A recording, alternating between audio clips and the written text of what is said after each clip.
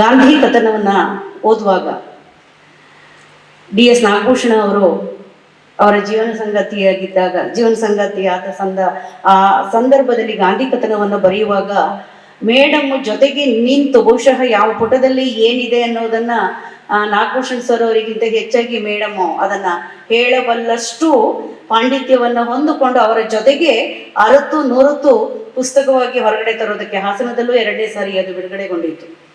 ನಾವೆಲ್ಲರೂ ಕೂಡ ಗಾಂಧಿಯನ್ನ ಇವತ್ತು ಅರ್ಥ ಮಾಡ್ಕೊಳ್ಬೇಕು ಅಂದ್ರೆ ಗಾಂಧಿ ಕಥನವನ್ನು ಓದ್ಬೇಕು. ಆ ಗಾಂಧಿ ಕಥನ ಹೊರಗೆ ಬಂತು ಅಂದ್ರೆ ಅದಕ್ಕೆ ನಾಗಭೂಷಣ್ ಸರ್ ಎಷ್ಟು ಕಾರಣನೋ ಸವಿತಾ ಮೇಡಮ್ ಅವರು ಕೂಡ ಅಷ್ಟೇ ಕಾರಣ. ಮೇಡಮ್ ನಿಮ್ಮನ್ನ ನಾವು ಸದಾ ಫಾಲೋ ಮಾಡ್ತಾ ಇರ್ತೀವಿ.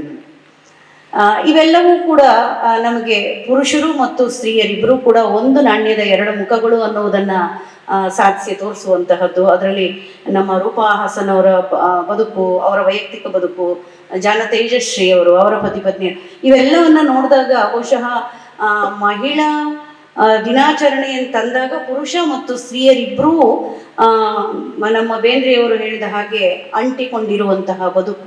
ಅವರನ್ನ ಬಿಟ್ಟು ಇವರನ್ನ ಬಿಟ್ಟು ಅವ್ರು ಇರೋದಕ್ಕೆ ಸಾಧ್ಯ ಇಲ್ಲ. ಹಾಗಾಗಿ ತಾಯಂದಿರಾಗಿರುವಂತಹ ನಾವು ನಮ್ಮ ಮನೆಯಲ್ಲಿರುವ ಗಂಡು ಮತ್ತು ಹೆಣ್ಣು ಮಕ್ಕಳನ್ನ ಮಕ್ಕಳಾಗಿ ಬೆಳೆಸುವಂತಹ ಇಬ್ಬರು ಒಂದೇ ಅನ್ನುವಂತಹ ಭಾವವನ್ನು ತುಂಬಿ ಬೆಳೆಸಿದ್ರೆ ನಮ್ಮ ಕುಟುಂಬ ಮತ್ತು ಗಂಡು ಮಕ್ಕಳು ಏನಿದ್ದಾರೆ ಅವರ ಮನೋಭಾವ ಬದಲಾದ್ರೆ ನಾವು ಜೊತೆಯಲ್ಲಿಯೇ ನಮ್ಮ ಹೆಣ್ಣು ಮಕ್ಕಳನ್ನ ಬಹಳ ಎತ್ತರಕ್ಕೆ ಏರಿಸುವಂತಹ ಒಂದು ಪ್ರಯತ್ನವನ್ನ ಮಾಡಬಹುದು.